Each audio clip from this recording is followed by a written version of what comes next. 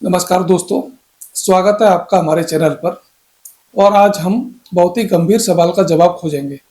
क्या मलेरिया हमारी किडनी को खराब कर सकता है? जी हाँ, मलेरिया जैसी आम दिखने वाली बीमारी अगर समय पर कंट्रोल ना की जाए तो ये हमारे गुर्दों यानी किडनी को बुरी तरह प्रभावित कर सकती है। तो चलिए आज की इस जानकारी भरी यात्रा की शुरुआत करते हैं। सबसे पहले ये समझना जरूरी है कि मलेरिया आखिर होता क्या है।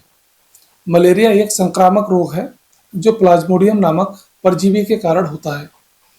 ये परजीवी इंसान के शरीर में एनाफिलीज मच्छर के काटने से प्रवेश करता है। दुनिया भर में करोड़ों लोग मलेरिया से प्रभावित होते हैं और डब्ल्यूएचओ के अनुसार अफ्रीका और एशिया इसके सबसे बड़े हॉटस्पॉट हैं।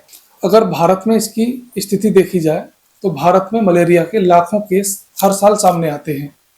ग्रामीण और शहरी क्षेत्रों में यह खतरा अब भी मौजूद है।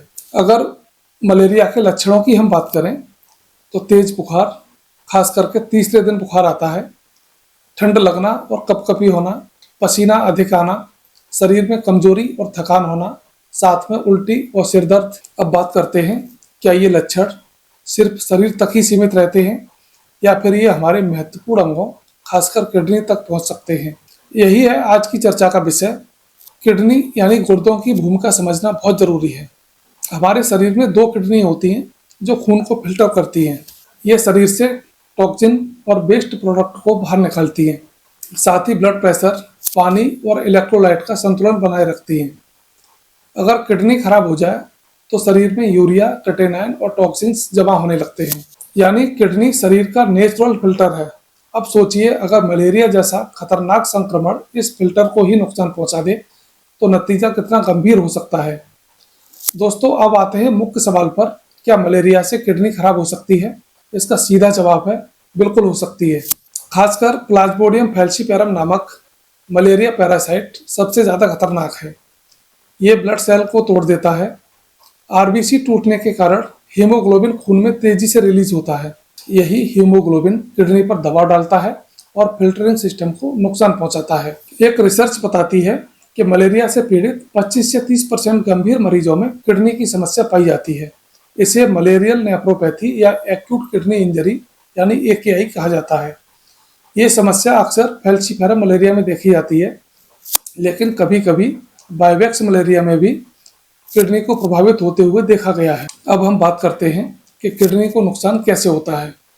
ज्यादा टूटे हुए लाल रक्त कण किडनी की नलिकाओं को ब्लॉक कर देते हैं। शरीर का इम्यून सिस्टम परजीवी से लड़ते लड़ते किडनी की कोशिकाओं पर भी अटैक कर देता है। मलेरिया से ब्लड क्लॉटिंग और ब्लड प्रेशर की समस्या होती है। इससे किडनी को खून की सप्लाई घट जाती है। साथ ही तेज बुखार और उल्टी के कारण शरीर से पानी और नमक की कमी हो जाती है।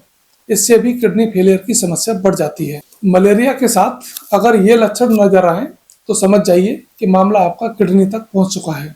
जैसे पेशाब कम आना या फिर बिल्कुल ना आना, पेशाब का रंग गहरा हो जाना, शरीर में सूजन खासकर पैरों और आंखों के नीचे, सांस लेने में तकलीफ, लगातार थकान और बेचैनी होना, ये सभी लक्षण एक्यूट किडनी इंजरी के संकेत हैं।